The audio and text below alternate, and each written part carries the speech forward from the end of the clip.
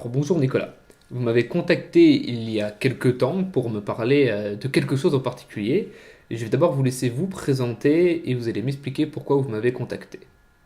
Alors, bonjour, je m'appelle Nicolas Breton et je vous remercie beaucoup d'avoir accepté qu'on puisse faire cet échange vidéo afin que je puisse vous présenter ce qui est pour moi mon œuvre, entre guillemets, ce qui est en tout cas une réflexion que j'ai pu mener sur la conservation du patrimoine et notamment le lien qu'il pouvait y avoir entre assurance et patrimoine historique. Alors, la personne qui peut nous écouter, elle peut comprendre que les assurances dommages peuvent jouer un rôle. Les assurances dommages sont les assurances qui couvrent les habitations, les automobiles, pour des risques divers et pour la responsabilité civile. Moi, j'ai choisi en fait de prendre un angle tout à fait novateur qui est celui des assurances vie. Alors, quelle est la différence? C'est que les assurances vie, elles sont plutôt là généralement en fait pour protéger la vie humaine. Et là, en fait, on va la mettre au service de la protection du patrimoine historique. Alors, j'ai inventé plusieurs mécanismes qui permettent de le faire et j'espère qu'on pourra en voir quelques-uns ensemble. Et donc ces mécanismes, vous les avez inventés et vous nous les diffusez sous un format de livre, un livre que vous m'avez envoyé, que j'ai pu lire. Et donc nous Tout à allons fait. en parler aujourd'hui. Alors ce livre, a priori, il y a une suite, déjà annoncée vers la fin. Oui, tout à fait. Donc déjà, le premier livre concerne vraiment les assurances vie et j'explique vraiment de manière très synthétique et très pédagogique ce que sont les assurances vie et quels sont les mécanismes qui permettent de financer le patrimoine historique. Dans le second livre, en fait, cette fois-ci, je vais partir du patrimoine pour démontrer que la législation des monuments historiques, qui est une composante du patrimoine, on pourra peut-être y revenir pour faire la différence, possède des caractéristiques très intéressantes et en lien direct avec l'assurance vie. Le troisième ouvrage, en fait, est plutôt une compilation de tous les articles libres de droit que j'ai pu rédiger et également, en fait, un compte-rendu des interviews que j'ai pu réaliser auprès de journaux, en fait, qui ont mis à libre disposition des personnes ces interviews. Et le quatrième ouvrage, alors, et ce sera le dernier ou l'avant-dernier, va reprendre, en fait, toutes les tables rondes que moi j'ai pu organiser à l'association diocésaine d'Angers, puisque moi j'ai eu la chance d'organiser 3 tables rondes. La première sur l'assurance dommage du patrimoine sacré mobilier, la seconde sur l'assurance vie du patrimoine historique qui reprenait en fait un petit peu les bases de mon premier ouvrage, et le troisième pour présenter de manière beaucoup plus spécifique les mécanismes que j'ai que j'ai décrits. Et donc il va également reprendre en fait d'autres composantes que j'ai pu faire, et notamment la rédaction d'un lot d'assurance, puisque il se trouve que les assurances concernent toute la vie en fait, toute notre vie à tous, et elles concernent également la couverture des collectivités territoriales. Et comment s'assure une collectivité territoriale? Par la réalisation de marchés publics. Et en fait, on propose des lots dans les marchés publics. Et donc moi, j'ai pu rédiger un lot Mais moi, j'ai pas pour... suivi, euh, là, pour... attention. Alors, quelle partie n'avez-vous pas Là, suivi? par rapport avec les marchés publics, restons un petit peu D'accord. général pour l'instant. Qu'est-ce qui Alors, vous a fait, qu'est-ce qui vous a donné envie de créer cet ouvrage et ces mécanismes en particulier? Alors moi, ça fait 4 ans en fait que je cherche sur l'assurance du patrimoine historique. Donc moi, j'avais d'abord recherché sur la partie dommages pour me rendre compte qu'il y avait plusieurs freins qui existaient. Et donc la question que moi je m'étais posée était la suivante: à partir du moment où en assurance dommage je ne peux pas aboutir à un projet fini, est-ce que je peux regarder dans d'autres pans des assurances pour voir s'il y a des liens entre patrimoine historique et assurance?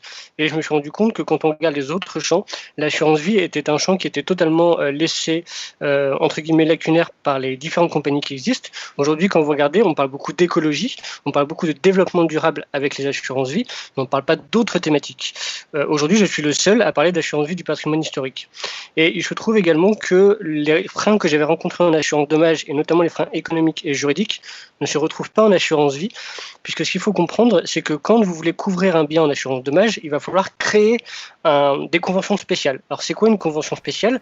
C'est une Alors, rentrons pas convention. tout de suite sur la convention spéciale, non. D'accord. Moi, Bien, l'assurance vie, juste qu'il faut, Oui, allez-y, juste qu'il faut allez-y. vraiment comprendre, c'est qu'il faut rajouter un petit truc au dommage, alors qu'en assurance vie, le petit truc en plus, en fait, il est déjà prévu par la loi. Donc en fait, c'est pas l'assureur qui va déterminer ce petit truc en plus, ce sont les souscripteurs, puisque notamment c'est la clause bénéficiaire. Et c'est pour ça que là, vous n'avez plus de frein, en fait. Les autres mécanismes juridiques que moi j'ai inventé en assurance vie vont venir s'ajouter au contrat, mais sous forme d'options de gestion.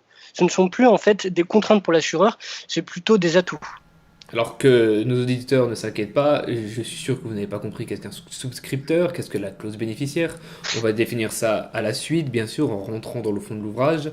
Par contre, vous avez Mhm, dit quelque chose d'intéressant, parce qu'on parlait d'assurance vie et de l'écologie.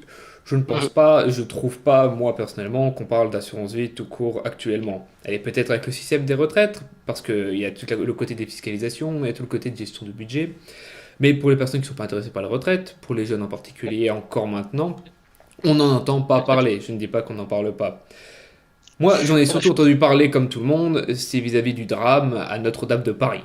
Et je pense que c'était votre cas aussi. oui. Alors, juste sur les retraites, en fait, on parle d'assurance vie puisque c'est la retraite supplémentaire. En fait, l'assurance vie est considérée comme une retraite supplémentaire qui s'ajoute au régime de base qui est la sécurité sociale et qui s'ajoute au régime complémentaire qui est l'ARGIC et l'ARCO, où les cadres et les non-cadres cotisent, en fait. Donc, on en parle, en fait, peut-être plus d'un point de vue des compagnies et des experts, mais on en parle quand même, je trouve, de plus en plus. Et vous aviez eu l'actualité avec BlackRock, qui est en fait un fonds de pension. Et ce fonds de pension peut être distribué via des assurances vie. Donc, en fait, ou plutôt est l'équivalent des assurances vie pour certains pays. Donc, on en parle en fait. Sur Notre-Dame de Paris, oui, j'ai entendu, enfin, comme tout le monde en fait, j'ai pu voir ce qui s'était passé et j'ai pu être interrogateur sur ce qui s'était passé, sur le déroulement des événements et sur le drame final. Et quand on regarde ce qui se passe sur d'autres cathédrales, ce qui a été mis en place sur d'autres cathédrales, on ne peut qu'être encore plus interrogateur et se demander si finalement, est-ce que ça aurait pu être évité et est-ce que, de deux manières, est-ce que le drame en lui-même aurait pu être évité? Moi, je pense à titre personnel que oui. Et est-ce que les conséquences qu'on a vues, c'est-à-dire vraiment le ravage de l'incendie dans la cathédrale, aurait pu être évité? Et je pense là aussi que la réponse est oui. Quand on regarde par exemple la cathédrale de Chartres, quand on regarde l'architecture de la cathédrale de Chartres, quand on regarde ce qui s'est passé à Nantes par exemple, l'incendie à Nantes n'a pas eu les mêmes proportions, tout simplement parce qu'il y avait eu de la prévention qui avait été effectuée, ce qui n'a pas été le cas à Notre-Dame de Paris. Et ce qui peut expliquer en fait aujourd'hui les problématiques qui sont rencontrées. Quelle Après, vous avez également, prévention? alors par exemple, en fait, quand vous regardez à Notre-Dame de Nantes, en tout cas la cathédrale de Nantes, vous avez des répartitions de la toiture, c'est-à-dire qu'en fait, il y a eu des chapes de béton mis à plusieurs endroits de la toiture, ce qui a fait des jalons, ce qui fait que c'est comme des portes coupe-feu. Quand le feu prend dans un pan de la charpente, il ne peut pas s'étendre aux entrepans de la charpente. Vous avez également toutes les préventions D'accord. incendie qui sont tout à fait. Il aurait fallu vraiment voir en fait quelles étaient la prévention incendie. On Sur parle de l'électricité, en prévention fait. incendie, c'est ce qu'on voulait comprendre principalement. Ouais, sur Euh, l'électricité, par exemple, en fait, j'ai vu qu'il y avait des rapports d'experts qui avaient démontré que c'était qu'une des causes possibles, c'était sur les fils électriques. Il faut qui aurait en fait créé ou jugulé un courant. Il faut savoir en fait quand je parle de défaut de prévention que ça en fait c'est la première chose qu'on regarde en fait quand on intervient sur un patrimoine historique. Et d'ailleurs, vous avez un rapport de la FFSA de 2002 qui préconise dans sa gestion incendie de vérifier tout ce qui est fil électrique et bornes électriques. Et puis, juste pour faire un dernier point sur la prévention et pour peut-être démontrer ce que je viens de dire, c'est que quand vous regardez le rapport de la Cour des comptes de 2019, il pointe justement en fait une baisse des capitaux de la prévention continue depuis les années 2000. Ce qui veut dire que l'État, dans son patrimoine propre, diminue le montant, les capitaux mis en place pour la prévention. mais alors, dans le cas d'espèce de Notre-Dame Paris, il y a eu un défaut de prévention ou non? Alors pour le moment, en fait, le rapport d'enquête n'a pas été encore rendu totalement, donc on ne peut pas savoir, il n'y a pas eu de jugement, il n'y a pas eu d'arrêt, donc on ne peut pas le démontrer. Par contre, moi, par rapport Est-ce qu'on va l'avoir ce rapport d'enquête? Alors, C'est- est-ce qu'on va l'avoir? Je ne sais pas. La question qu'on peut se poser, c'est quels sont les experts qui ont été nommés, puisque en fonction en fait des experts, on peut avoir des rapports différents, on peut avoir des qualités et des compétences Bien sûr. différentes, et donc on peut avoir en fait, vous pouvez prendre deux experts, l'un n'est pas, enfin il y en aura un qui sera bon et l'autre mauvais, et donc il y aura un expert qui va vouloir se prononcer, pas l'autre. Donc en fonction de la personne qu'on nomme, on peut avoir des rapports différents. Mais ce que je voudrais vraiment bien montrer, c'est que aujourd'hui, l'incendie de Notre-Dame de Paris aurait pu être évité, puisqu'il y avait déjà en fait des rapports qui montraient le défaut de prévention. Il y avait déjà des choses qui sont vues, et quand on regarde de manière générale, et quand on sort du cadre uniquement Notre-Dame de Paris, quand on regarde les autres cathédrales et les autres biens, ce qui s'est passé à Notre-Dame de Paris n'est pas inédit et n'est pas une exception.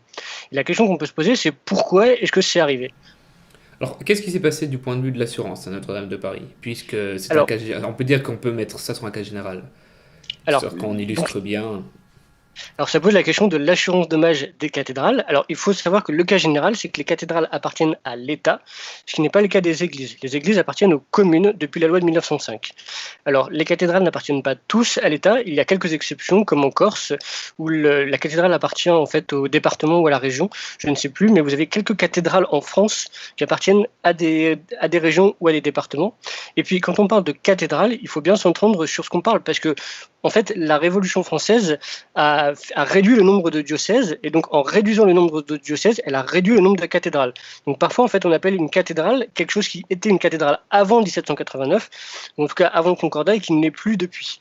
Donc quand on parle vraiment des cathédrales au sens où on l'entend aujourd'hui, des sens juridiques, donc les cathédrales appartiennent à l'État, et ce qui est à l'intérieur, ce qui s'appelle l'exercice du culte, est à la charge de l'association diocésaine. Donc pour le cas de Notre-Dame de Paris, c'est l'association diocésaine de Paris.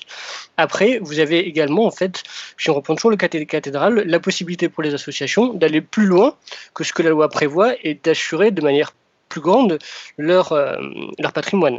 Aujourd'hui, quand on regarde par exemple des églises, vous avez des municipalités qui s'assurent, vous avez également des associations diocésaines qui s'assurent également pour les bâtiments, alors qu'elles n'ont pas cette compétence. Alors, j'ai une petite question, et après on va arrêter peut-être la Mhm. digression, c'est peut-être important, parce que là vous avez été très rigoureux, et je vous en remercie, puisque moi-même j'ai analysé la loi de 1905, donc c'est quelque chose que je maîtrise, hein, contrairement aux assurances en général, je ne vais pas vous mentir, mes auditeurs ont Oui, l'habitude que je leur dise cette phrase. oui, Est-ce que les collectivités territoriales, plus généralement, oui. peuvent faire assurer par l'État le bien à l'exercice du culte? Est-ce que c'est pas considéré comme une subvention de l'État et donc prohibé par l'article 2 de la loi de 1905? Question personnelle, Alors, hein, j'ai pas été regardé. alors la question, donc, est-ce que l'État pourrait financer une église? En fait, ça revient à ça. En fait, je pense que ça peut dépendre, puisque moi je pense qu'on peut prendre le cas en fait d'un bien qui serait mis à la disposition de l'État. Et là, on pourrait avoir, en fait, dans ces cas-là, l'État qui subventionne. Puisqu'en fait, il faut bien comprendre que quand on parle d'État assureur, c'est pas l'État qui cotise une assurance, c'est l'État, en fait, qui paye quand il y a un sinistre, hein. C'est ça, l'État assureur, qui date du 19e siècle. Après, ce qu'on peut peut-être dire, c'est que, est-ce qu'une commune a l'obligation de toujours financer une église, ou en tout cas de l'assurer? La réponse est non, puisqu'en fait, vous avez parlé de la loi 1905, mais en fait, la vérité, c'est que c'est beaucoup plus compliqué, puisque vous avez des églises qui ont été financées directement par des fonds privés. Vous avez des églises qui ont été financées par le patrimoine propre de religieux, et tout ça, en fait, ce sont des biens privés qui ne sont pas concernés par la loi de 1905. Ce qui veut dire que vous avez des églises qui datent d'avant 1905 et qui ne sont pas concernées Bien par la loi de sûr, mais 1905. là, je parle du cas des églises qui sont Et financées par la loi de sur les 1905. En tout cas, sur l'État, en tout cas, je pense que déjà, il y aurait la question de la mise à disposition du bien à l'État. Et vous aurez peut-être également, en fait, tout ce qui est exposition dans des biens, en tout cas, dont l'État serait l'organisateur. Et là, dans ces cas-là, en fait, pour des biens mobiliers, vous pourriez avoir en fait, une assurance qui serait prise en charge par l'État, effectivement. Il faut, pour qu'on essaie de Mais vulgariser c'est pour pas nos une subvention. auditeurs, prendre en compte que voilà, ce que va nous dire M. Breton, ce sont souvent des critères qui sont pris par la jurisprudence, en fait. Tout à fait. Voilà, par exemple, moi j'avais analysé beaucoup de cas. Est-ce qu'un orgue, ça peut être réparé par une subvention de l'État? Est-ce qu'un ascenseur aussi? Toute la chose réside à savoir si c'est pour l'exercice du culte ou si c'est vraiment en dehors.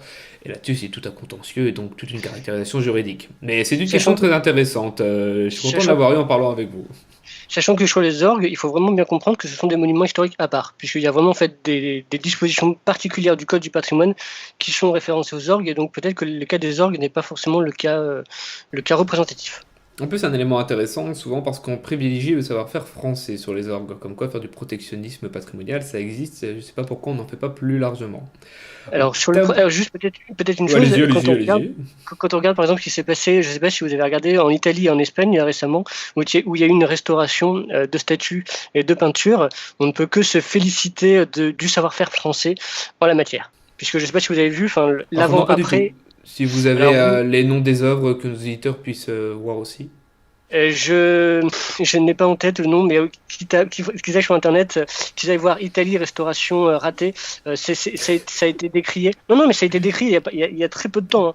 C'était sur une statue et vous voyez vraiment, en fait, et puis sur un tableau également, où vous aviez en fait une très belle peinture, et puis après vous aviez une espèce de barbe à papa, en fait, après restauration. Donc, non, non, c'est vraiment vrai. J'invite les gens à aller voir Restauration étrangère mal faite. Ils verront, il y a un savoir-faire français, ça c'est sûr et certain. Et puis quand on regarde ce qui se passe peut-être sur du patrimoine créé, il n'y a que les Français qui créent du patrimoine avec par exemple l'Hermione ou avec Guédelon. Donc il y a un savoir-faire français, on développe des compétences et peut-être qu'on arrive à le faire parce que nous on investit beaucoup dans la recherche et ça c'est peut-être une spécificité française. D'accord. Alors, D'ailleurs, revenons un petit peu excusez-moi, sur... juste Allez-y. d'ailleurs, peut-être aussi une parenthèse, c'est que quand on regarde aujourd'hui l'attachement des citoyens par rapport à leur patrimoine, il y a une spécificité française, puisque quand vous regardez dans les autres pays, c'est en fait, ils se greffent sur ce que la France a fait. Et en fait, cet attachement au patrimoine, il date de la Révolution française et notamment de l'abbé Grégoire, puisqu'il y a eu vraiment de vifs débats pendant la Révolution pour savoir s'il fallait détruire le patrimoine ou s'il fallait le conserver. Et l'abbé Grégoire, notamment, a vraiment plaidé même si c'était une représentation des acquis royaux, pour pouvoir qu'on puisse protéger ce patrimoine. Et il faut vraiment se rappeler que le premier qui a impulsé la législation des monuments historiques, c'est Victor Hugo, quand il a visité, on parlait de Notre-Dame de Paris, quand il a visité Notre-Dame de Paris, et quand il a pu constater qu'un des graffitis qu'il avait vu depuis toute son enfance avait disparu, rongé par le temps. Et donc c'est vraiment, nous on a une spécificité française, on a été le créateur de l'idée de protection du patrimoine. Il faut bien que les auditeurs comprennent, c'est que quand on regarde avant d'un point de vue historique, quand on regarde les Romains, quand on regarde les Égyptiens par exemple, ce qu'ils faisaient, c'est que moi j'étais en train de lire en fait je suis en pleine lecture de la Rome antique au IVe siècle, et ce qu'on voit c'est qu'il y a eu des panthéons qui ont été créés avec des morceaux en fait d'autres panthéons, d'autres obélisques, et donc en fait on faisait des reconstitutions. Alors il y avait de la création, mais on reprenait beaucoup de choses qui existaient. Donc il faut vraiment comprendre que la France a été novateur dans ce sujet. Et quand on regarde par exemple les pays asiatiques, ils commencent seulement à avoir cette même conception du patrimoine, à avoir ce même abord du patrimoine et cette même idée de préservation. Tout à fait. Notre livre, il parle de conservation du patrimoine, mais avant tout des assurances. Un premier titre, mais surtout avant tout, je vais dire, quel est le problème auquel répond votre livre, pour vraiment résumer. Alors pour résumer, donc mon livre se base vraiment sur les assurances vie, donc sur la question de comment est-ce qu'on peut financer le patrimoine historique. Et c'est ça la question centrale, puisque aujourd'hui, quand on parle de préservation du patrimoine, on a parlé tout à l'heure des assurances dommages et de l'incendie, mais en fait, quelle est la question qu'il y a derrière en réalité? C'est la question des capitaux. Les capitaux, c'est quoi? C'est l'argent. Et donc, in fine, comment est-ce qu'on trouve de l'argent pour financer les travaux sur le monument historique? Et c'est ça, en fait, le cœur de mon ouvrage. Comment est-ce qu'on trouve cet argent? Alors, vous avez des systèmes qui existent aujourd'hui. On a vu le loto du patrimoine, qui a été mis en place il y a très peu de temps. On a d'autres méthodes, comme le crowdfunding, où j'ai vu il y a très peu de temps, en fait, par exemple, que des fouilles archéologiques étaient financées en Angleterre via le crowdfunding et via le financement participatif. Mais ce sont, je dirais, ce sont, en fait, c'est mineur, en fait. Aujourd'hui, l'assurance vie, c'est 1700 milliards d'euros. Alors, je pense que les auditeurs ne se rendent pas compte de ce que c'est. Quand on regarde aujourd'hui l'actualité, vous avez actuellement aux États-Unis un plan de relance qui est en train d'être débattu. Suite à la crise du Covid, on parle de 900 milliards. Ce qui veut dire qu'on parle de la moitié de ce qui existe sur les assurances vie en France. Donc c'est comme si nous, on avait en stock 2 plans de relance américains. C'est quand même énorme. Et donc, la question, c'est comment est-ce qu'on peut flécher une partie sur la préservation du patrimoine historique. Alors, la question qui se pose quand on parle de patrimoine, c'est qu'est-ce que le patrimoine? Donc, il a fallu que je définisse ce que c'était que le patrimoine, puisqu'aujourd'hui, il n'existe aucune définition juridique. Donc, en fait, c'est une masse de biens mobiliers, immobiliers, corporels, incorporels, qui appartiennent à des propriétaires publics, des propriétaires privés, de toute forme possible. Le problème, c'est que ce que vous pensez comme patrimoine, ce n'est pas forcément ce que moi, je pense comme patrimoine. Par exemple, quand j'avais interrogé des personnes sur leurs biens, il y a des personnes qui ont des vélos de 1930. Est-ce que pour vous, ça appartient ou pas au patrimoine? En fait, ça, c'est une question individuelle. L'avantage de la législation des monuments historiques, c'est qu'on a une liste des biens dont on sait qu'ils répondent à un critère à la fois artistique, à la fois historique. Et donc, on sait que ces biens-là, en fait, ils font vraiment partie du patrimoine. On a en fait une liste, donc cette liste, elle est publique, et avec cette protection des monuments historiques, vous avez à la fois le volet fiscal, c'est-à-dire en gros de la défiscalisation quand vous effectuez des travaux, et vous avez tout le pan patrimonial avec une protection, par exemple la possibilité d'occuper temporairement un bien si le propriétaire ne s'occupe pas suffisamment, s'il ne conserve pas suffisamment son bien.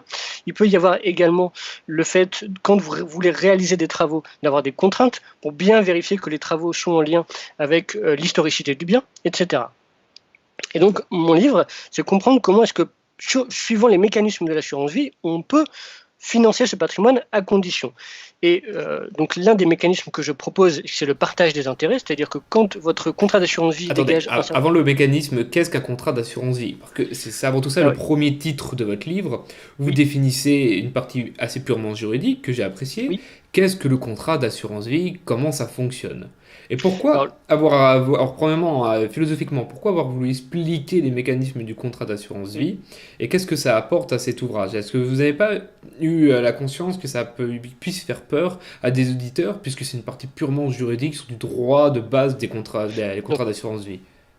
Alors non, justement, j'ai vraiment voulu être pédagogique et je pense, enfin je sais pas, vous qui l'avez lu, vous pourrez donner votre opinion sur ce point-là, mais en tout cas j'ai voulu vraiment faire un ouvrage pédagogique qui s'adresse à tout le monde et d'ailleurs il reprend vraiment toutes les bases du droit des assurances, notamment des assurances vie, ce qui va permettre en fait à toutes les personnes d'apprécier au maximum ce que j'ai pu proposer. D'ailleurs, j'ai commencé par une phase historique pour bien introduire les notions, pour bien comprendre l'évolution en fait qui existe en fait à la pensée du contrat d'assurance vie. Et après, en fait, bien expliquer à la fois tout ce qui est aspect juridique, avec le souscripteur, on y reviendra tout à l'heure, souscripteur, assuré, etc. Également l'aspect économique, le fonds euro, les unités de compte, etc. Des choses que les gens, en fait, ils connaissent sans forcément mettre une notion réelle derrière. Donc c'est vraiment, ça s'adresse vraiment aux néophytes, je pense. Et j'ai vraiment essayé d'être le plus pédagogique possible. J'ai vraiment essayé de colorer, de mettre en gras les informations essentielles, de montrer que on pouvait également aller plus loin en mettant des extraits de documentation, de la médiation, des arrêts, pour ceux qui veulent aller un petit peu plus loin. Donc ça s'adresse vraiment à tout type de profil. Et il faut vraiment pas avoir peur de le lire. Il reprend vraiment les bases et s'adresse vraiment à tout le monde. Le but, la philosophie, c'était de faire en sorte que les gens puissent comprendre et que justement ils se disent pas oh ça va être trop compliqué donc je vais pas m'y intéresser. Au contraire, allez-y parce que j'ai vraiment essayé d'utiliser des mots très simples et j'ai vraiment essayé de mettre en gras, en couleur les informations essentielles pour donner envie de lire. Et c'est les retours que j'ai eus. Alors, première partie qui peut sembler simple, en tout cas la deuxième partie plus économique, une partie que moi j'ai eu plus de mal à aborder puisque je n'ai pas de compétences économiques particulières. Une partie avant tout sur les assurances avec les fameuses unités de compte, unités en euros. Je vais vous demander de réexpliquer ceci, que moi c'est quelque chose que je n'ai pas bien compris. Et surtout aussi, on revient un peu sur du droit des sociétés avec des montages particuliers. Alors peut-être juste reprendre le pan juridique en expliquant ce que c'est un souscripteur, un assuré et un Bien bénéficiaire. sûr, Comme allez-y. ça on l'aura fait et comme ça on pourra bien définir ce que c'est que l'assurance vie. Alors en fait l'assurance vie c'est un pari sur la vie humaine à la base. C'est-à-dire que le but c'était qu'une personne, donc la personne qui souscrit un contrat d'assurance, c'est-à-dire qui signe le contrat, ça s'appelle le souscripteur. La personne sur qui pèse le risque, je reviendrai sur ces notions, ça s'appelle l'assuré. Et la partie qui reçoit les capitaux si la personne décède, ça s'appelle un bénéficiaire. Alors à la base, à l'origine, l'assurance vie, c'était fait entre une compagnie d'assurance et un souscripteur. Et le but, c'était que le pari, c'était qu'au bout d'une certaine période de temps, aujourd'hui 8 ans, mais avant ça pouvait être plus longtemps, la personne serait toujours en vie. Si elle était décédée, les fonds allaient directement à la compagnie et ils étaient perdus.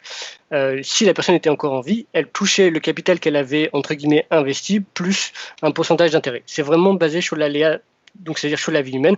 Et c'est pour ça que quand on regarde l'histoire de l'assurance vie, ça a été longtemps interdit en France, puisque notamment la France est la fille aînée de l'Église, et il y avait vraiment tout un aspect religieux. On ne voulait pas parier sur la vie humaine. Alors aujourd'hui, comment ça se passe? Aujourd'hui, vous avez donc toujours le souscripteur qui signe le contrat.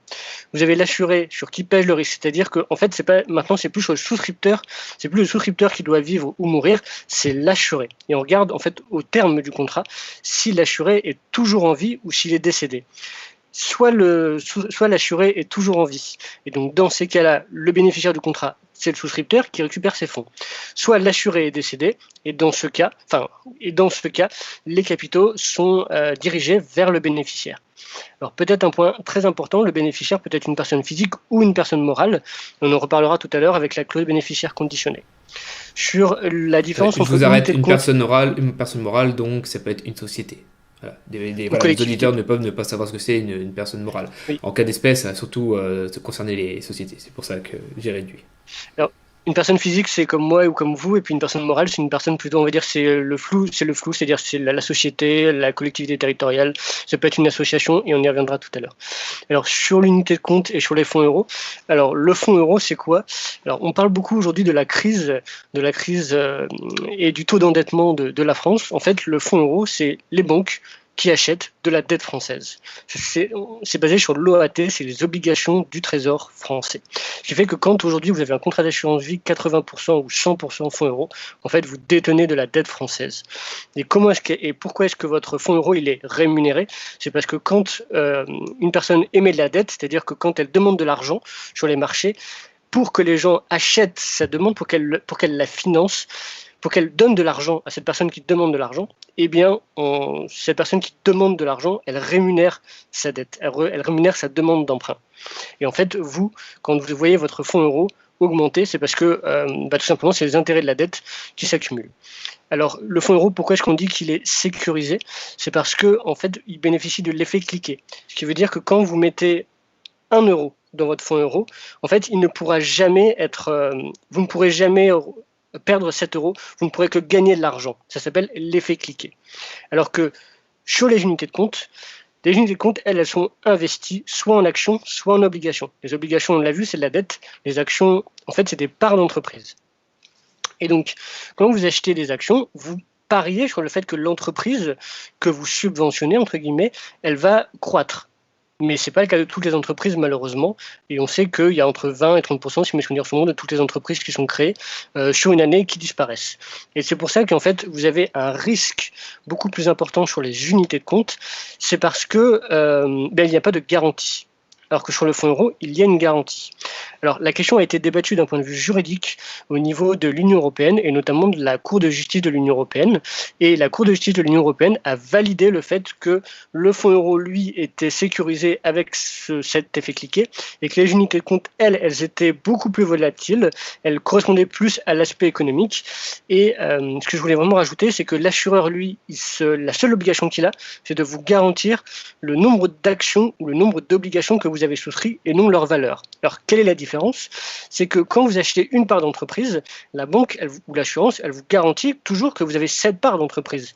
Mais la valeur de la part d'entreprise, elle va dépendre du fait que si l'entreprise s'accroît ou pas. Par exemple, quand vous prenez Amazon, eh bien, au tout début, Amazon, c'était une petite entreprise et elle a été énormément subventionnée par les États-Unis. Elle a fonctionné à perte pendant des dizaines d'années. Si vous aviez parié sur une part d'Amazon, vous auriez été en perte. Aujourd'hui, en fait, après un certain temps, c'est devenu un mastodonte. Et aujourd'hui, quand vous investissez, en fait, l'action ne fait que croître.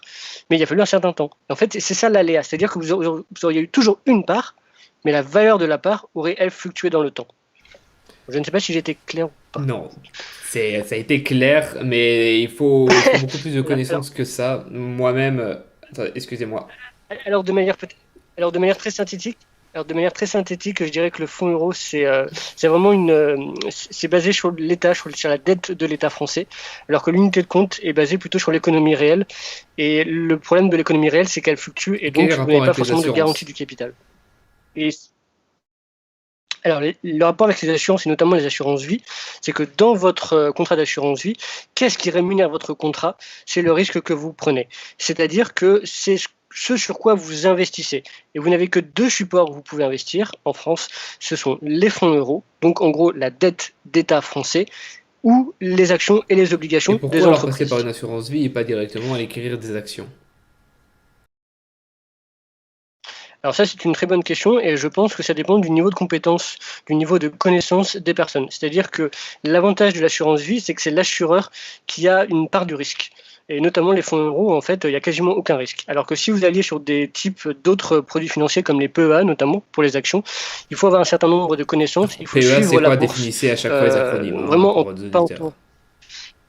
Alors PEA, c'est plan épargne action, et là vous n'avez pas vraiment de garantie comme l'assurance vie. C'est vous qui faites votre propre panier d'actions et c'est vous qui faites votre investissement vous-même. Alors que sur l'assurance vie, c'est l'assureur qui a composé un panier, en fait, un panier de fruits et légumes. Et les fruits et légumes, ce sont simplement les actions et les obligations, et il a dû respecter une norme qui s'appelle la norme OPCVM. En fait, c'est une norme qui définit la sécurité que doit avoir un panier. En fait, dans votre PEA, vous êtes libre, vous êtes face à vous-même, alors que dans quand vous souscrivez une action ou une obligation par l'assurance vie, la compagnie a été derrière. Et donc, elle a dû respecter un certain nombre de normes de sécurité financière. Donc en fait, vous pouvez tout à fait aller vers un PEA. Mais moi, je pense, à titre personnel, pour avoir quand même exercé en agence, que la personne qui va vers un PEA, c'est plutôt une personne qui a beaucoup de connaissances d'un point de vue juridique et d'un point de vue financier. Après, la question qui peut plutôt se poser, c'est quelle est la différence entre souscrire une assurance vie en ligne ou en compagnie. Oui, Mais ça, c'est effectivement, plutôt là, un je autre ne débat. vois pas le rapport. Euh, je, oui. En fait, non, c'est pour une question de Je voulais constitution, revenir au c'est-à-dire une question de contentieux, liberté. la Cour de justice de l'Union européenne. Est-ce que vous vous souvenez des faits de Oui. l'affaire pour que ça atterrisse là-bas? Pas du tout, mais de toute façon, à partir du moment où vous avez eu un contentieux, vous avez forcément en fait une possibilité de faire une requête C'est en ça, fait au après, c'est une niveau de l'Union définition, européenne. enfin, la réponse que la CJUE a donnée, c'est une définition propre au droit de l'Union européenne, via un règlement dont je ne sais pas. Est-ce qu'il y a une différence avec le droit français? Alors, de toute façon, la décision de la Bien sûr, CJUE s'applique au droit français et elle correspond au droit français. Elle correspond au droit français, donc de toute façon, d'accord. elle a validé ce qui existait déjà. Il n'y a pas eu il y a pas eu une décision contraire. C'est pour ça qu'il faut vraiment bien comprendre que quand vous détenez des unités de compte, on vous garantit le nombre de parts, c'est-à-dire le nombre de parts d'actions, par exemple, que vous avez acheté d'une société, et non la valeur. Et c'est bien ce que la CJUE a dit. Et pourquoi est-ce que la décision de la CJUE s'applique à la France? C'est parce qu'on a signé plusieurs traités, on fait partie de l'Union européenne, et donc les décisions de la CJUE s'appliquent obligatoirement au droit français. Et puis, en plus, la décision ne va pas à l'encontre de la Constitution, donc il n'y a pas Bien de sûr. Alors, du coup, je comprends mieux problématique maintenant un petit peu particulière. les montages de société derrière, puisque on a vraiment en fait une sorte d'investissement. Bon, est-ce qu'on peut appeler ça la vulgarisation? On va dire une sorte d'investissement D'investissement. indirect hein, par une sorte de courtier qui serait l'assureur vis-à-vis dans les sociétés. Alors, je vous propose de passer donc à cette deuxième partie du titre 2, c'est vis-à-vis justement de ces différentes sociétés. Oui. Alors, on va plutôt en fait évoquer donc les sociétés qui Bien sûr, parlent hein. de patrimoine historique pour vraiment faire le lien. Pour faire le lien en fait vraiment entre l'assurance vie du coup, les unités de compte et puis le patrimoine historique. Alors il faut savoir que vous avez effectivement beaucoup d'intermédiaires qui ont voulu vraiment se mettre déjà dès maintenant, déjà depuis quelque temps, sous le créneau du patrimoine historique, par exemple en proposant de l'investissement dans des manuscrits, en proposant des investissements dans du lait de vache, par exemple. Et en fait, si, c'est vrai. Non, non, c'est vrai. Vous avez des décisions qui le montrent. Enfin, vous avez ça a été des montages. Et en fait, ce que l'AMF, alors l'AMF, c'est l'autorité des marchés financiers, a pu observer et ce qu'elle a condamné, c'était que ces montages financiers en fait n'en étaient pas, tout simplement parce que quand vous achetez des manuscrits, parce qu'en fait comment est-ce qu'elles se sont structurées ces sociétés? En fait, elles achètent des manuscrits. Le but, c'est qu'elles les conservent et qu'au bout d'un certain temps, elles les revendent. Et qu'à la revente, vous avez une plus-value, ce qui fait votre intérêt à vous, ce qui fait votre rémunération de votre investissement. Et en fait, l'AMF s'est rendu compte que, par exemple, donc l'investissement manuscrit ne fonctionne pas tout simplement parce qu'il faut conserver le manuscrit. Et les frais en fait de conservation du manuscrit peuvent s'avérer extrêmement coûteux. Et puis, quand vous avez Absolument, oui, oui, oui, ça peut s'avérer très coûteux parce que pour les manuscrits anciens, vous devez les protéger de la lumière, vous devez les protéger de Je fais l'humidité, un petit vous point devez en fait les ici. protéger également en Alors termes de Monsieur cycle. Breton ne voit pas, mais derrière, enfin, il a peut-être vu sur ma chaîne, ma bibliothèque. Bon, j'ai des livres qui datent de 1500 et effectivement, moi, je les protège absolument pas. C'est pourquoi des fois, vous allez dans des bibliothèques et vous voyez qu'il y a Oui. des espèces de petits papiers tout bleus. C'est des papiers à pH neutre pour les protéger justement de toutes ces altérations. Et vous pouvez vous dire, c'est des faux livres. Et non, absolument pas. Et c'est extrêmement hideux, mais forcément, lorsqu'on est de la conservation, eh ben, il faut bien s'y atteler. C'est pour ça, ne sous-estimez pas, si vous allez dans des vides-greniers et que vous trouvez ce genre d'ouvrage, enlevez donc ces papiers pour voir l'ouvrage en dessous, des fois, et même souvent, parce que ça veut dire que c'est souvent un chercheur qui a obtenu cet ouvrage et qui l'a donc laissé ensuite. Est-ce qu'il est mort? Peut-être, hein, ça arrive souvent. Et vous pouvez avoir des ouvrages très intéressants, et la majorité des personnes n'y arrêtent même pas, puisqu'il y a juste un papier bleu tout moche, et on a l'impression que c'est un faux livre. Je vous laisse continuer. Après, ce qu'il faut peut-être dire également, c'est que je ne sais pas quelle est la valeur de votre bibliothèque. Quand je parle d'investissement en manuscrit, on parle d'investissement en plusieurs centaines de milliers d'euros. Donc c'est pas le livre que vous pouvez acheter entre guillemets à la brocante du coin, c'est vraiment des livres très spécifiques. J'ai pas d'exemple particulier, mais on pourrait tout à fait, en termes pour avoir une comparaison, on pourrait parler par exemple du livre d'heures, où ce magnifique ouvrage en fait qui a été écrit au Moyen Âge, où on voit des magnifiques peintures, etc. Vous aviez la Bibliothèque nationale de France qui conserve la première Bible de Saint Louis. On parle de manuscrits à peu près en termes d'équivalence, en termes de valeur, c'est des valeurs à plusieurs millions d'euros. Et donc ces livres-là, en fait, on ne les conserve pas dans une bibliothèque. On supprime l'oxygène, on supprime la lumière, on supprime l'humidité, on supprime vraiment tout risque. Et puis en plus, il y a toute une question de risque de protection contre le vol, contre le vandalisme, etc. Donc c'est ça qui coûte cher. Et donc à la revente, il n'y a pas forcément de plus-value. Et c'est ce que l'AMF a démontré. Ensuite, vous avez par exemple en investissement, l'investissement dans les groupements de bois et forêts.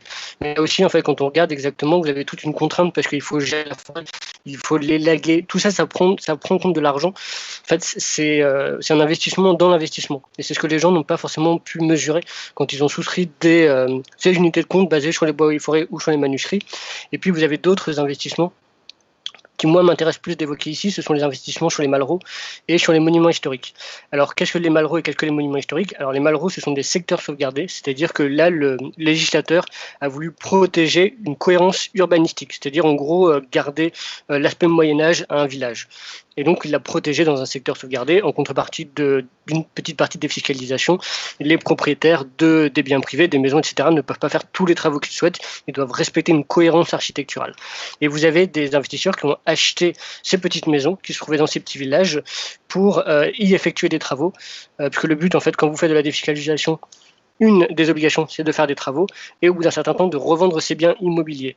Or, l'AMF, là aussi, l'autorité des marchés financiers, a pu analyser en fait ces montages et a démontré que malheureusement la revente était souvent synonyme soit de moins-value, soit de prix équivalent, tout simplement parce que en fait n'a pas été expliqué le coût des travaux. Or, quand vous êtes en secteur sauvegardé, comme quand vous êtes en monument historique, vous avez des coûts de travaux qui sont supplémentaires aux biens classiques parce que vous devez mettre en place des préventions. Tout à l'heure, on a parlé de Notre-Dame de Paris. Eh bien, là aussi, on pourrait se poser pas mal de questions. Quand vous avez des travaux, il faut des échafaudages supplémentaires sur le monument historique. Ce ne sont pas les échafaudages classiques. Il faut préserver le bien. Et donc, ces surcoûts-là n'ont pas forcément été pris en compte. Et il faut également se dire une chose, c'est que quand vous achetez un bien, que vous y réalisez des travaux, eh bien la valeur du bien intrinsèquement augmente. Et donc quand vous revendez ces biens, quand vous cumulez à la fois le coût des travaux et l'éventuelle plus-value qui est, elle, fiscalisée, c'est-à-dire où on vous demande de payer un certain nombre d'impôts, eh bien à la fin, vous n'êtes pas forcément sûr de retrouver votre investissement. Et c'est pour ça que quand moi j'ai analysé la partie unité de compte, alors le fonds euro non, mais unité de compte sur la partie du patrimoine historique, je me suis rendu compte qu'aujourd'hui, aucune unité de compte n'était vraiment intéressante, tout simplement parce que les risques, d'ailleurs l'AMF le dit noir sur blanc, je l'ai reproduit en fait dans mon ouvrage, elle déconseille en fait la plupart de ces investissements, tout simplement parce qu'ils sont trop risqués par rapport au public cible. Tout à l'heure, en fait, vous m'aviez parlé pourquoi est-ce que les gens, ne vont pas tout simplement sur des plans épargne-action. Je vous ai dit tout à l'heure parce que vous avez toute une question de connaissance.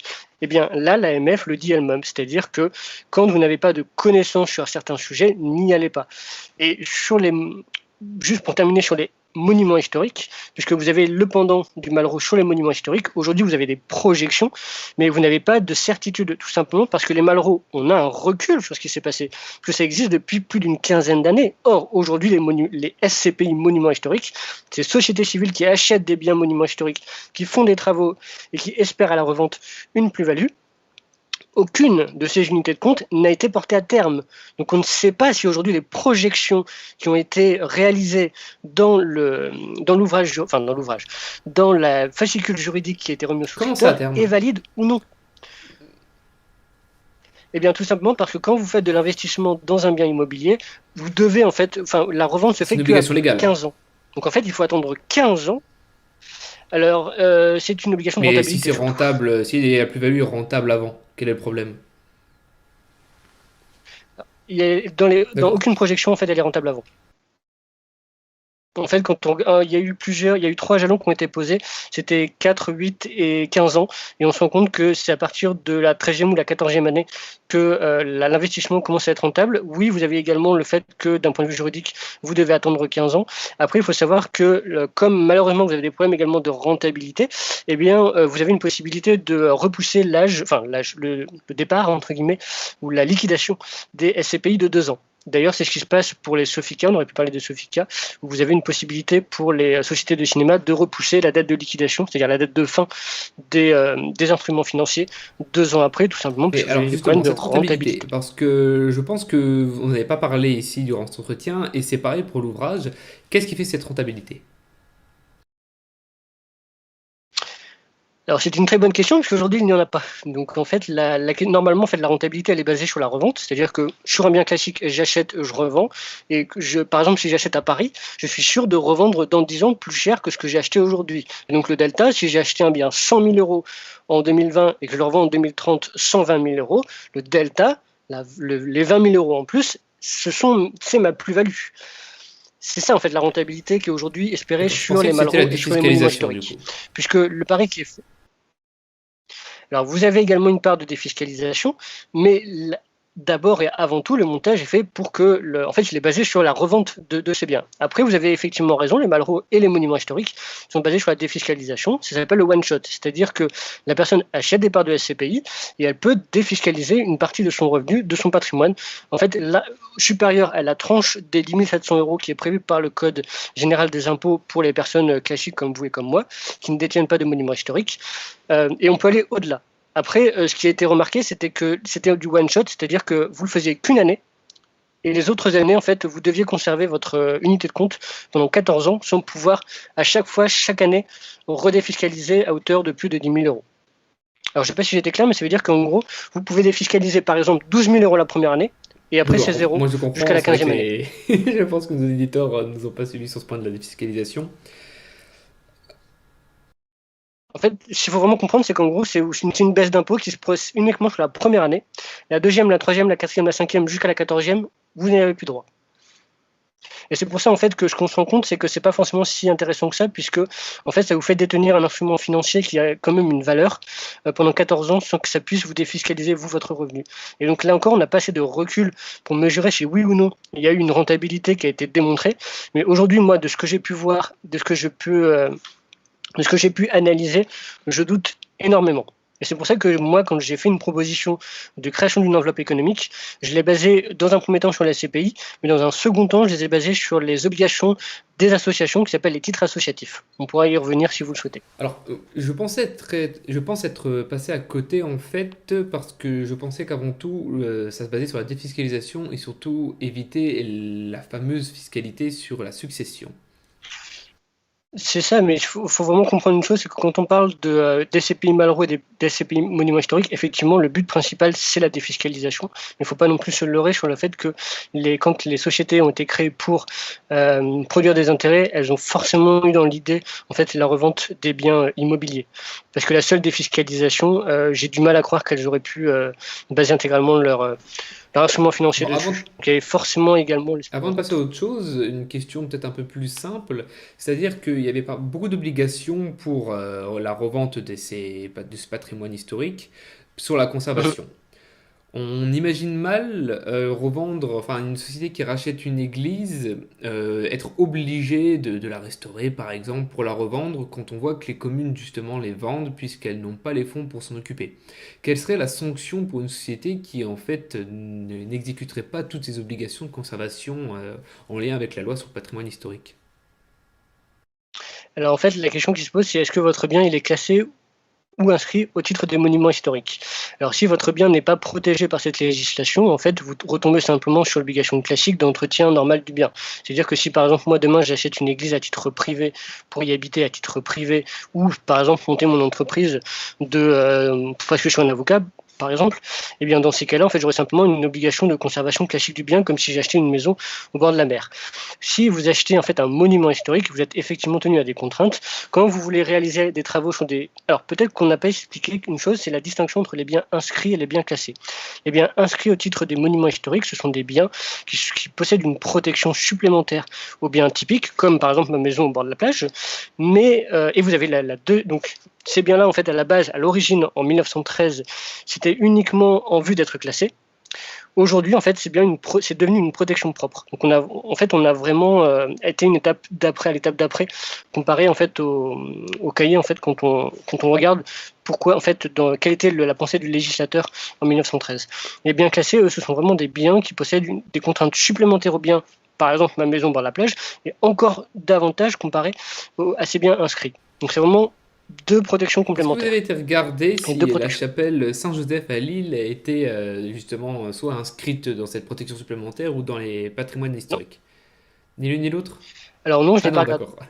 Alors, je n'ai pas regardé, mais par contre, je peux tout à fait vous dire que si les gens souhaitent le savoir, en fait, il y a une liste qui existe, et donc ils peuvent aller sur la base Mérimée ou sur la base Palissy.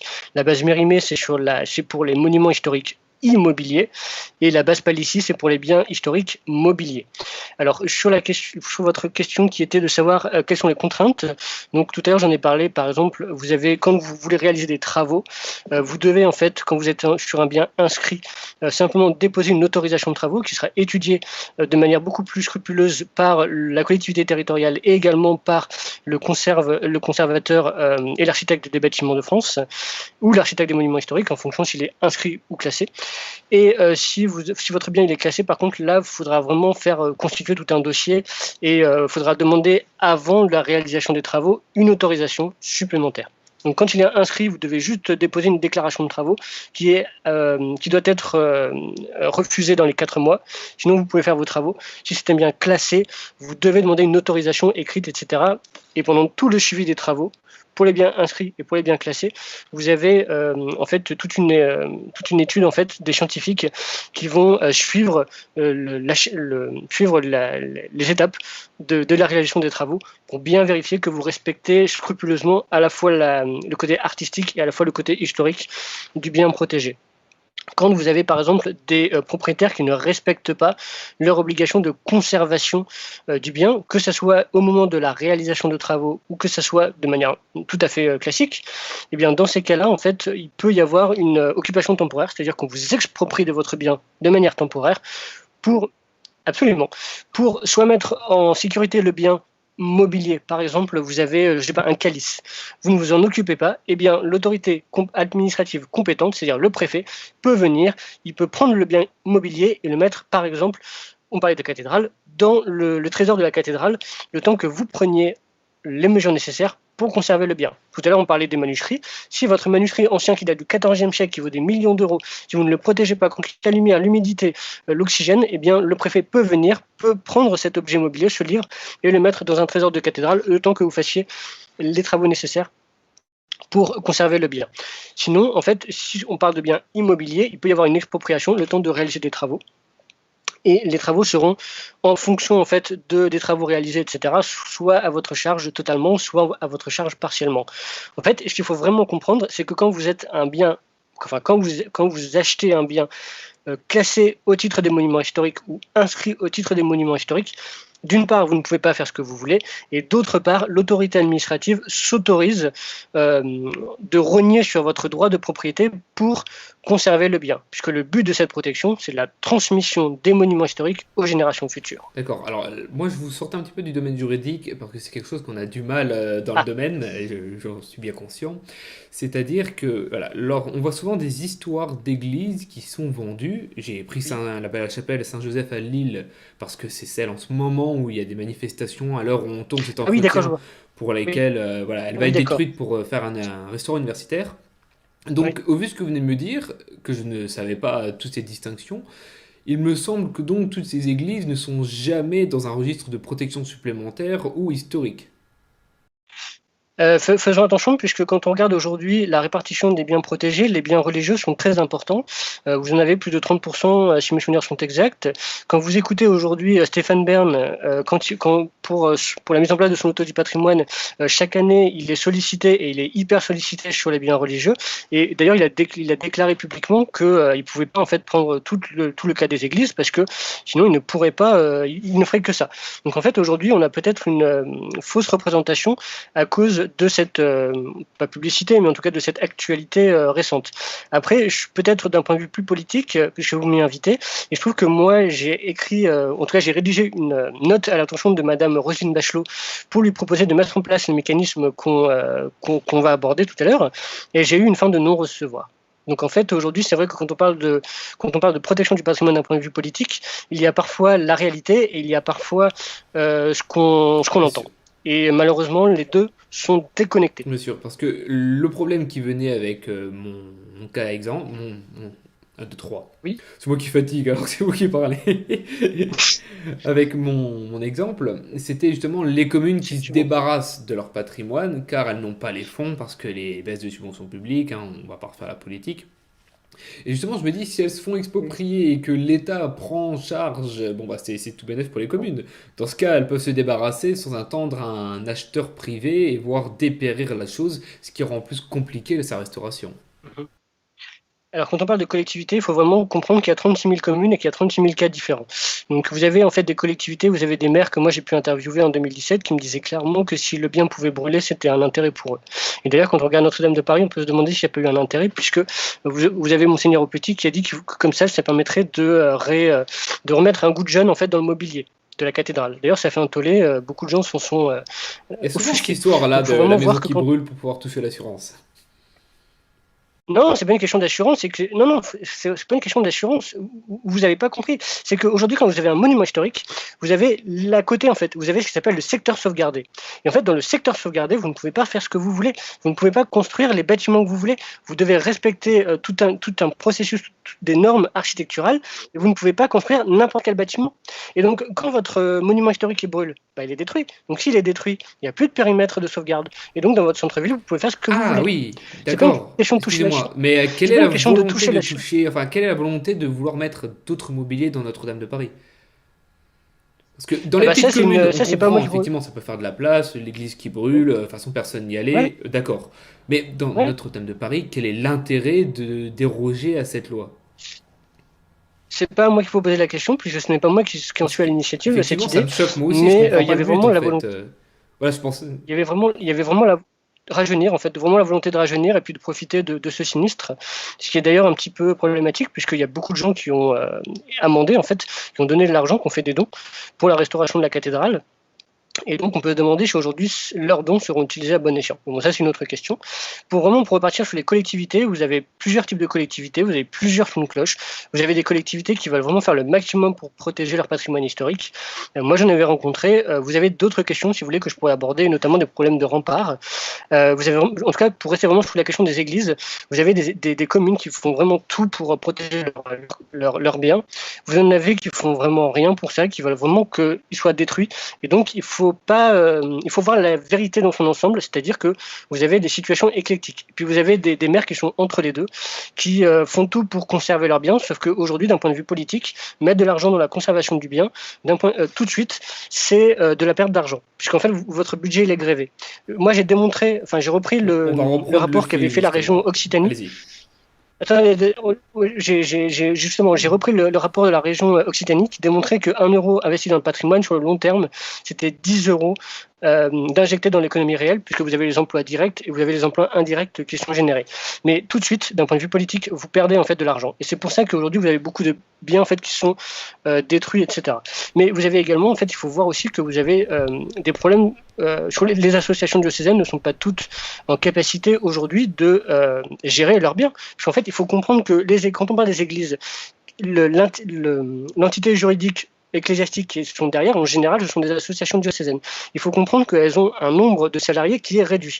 Imaginez que moi, l'association diocésaine que je connais, et je voudrais faire peut-être un clin d'œil à M. Jean-Marc Angebot qui défend voilà, un clin d'œil à cette personne qui défend, donc M. Jean-Marc Angebot, qui défend son patrimoine bec et ongle, qui travaille le samedi, le dimanche, moi je l'ai vu, où les gens défilent pour avoir ses conseils juridiques, qui a vraiment mis en place des mesures de prévention, qui a vraiment fait appel à des experts pour assurer son patrimoine, qui vraiment a créé des entités juridiques pour protéger son patrimoine.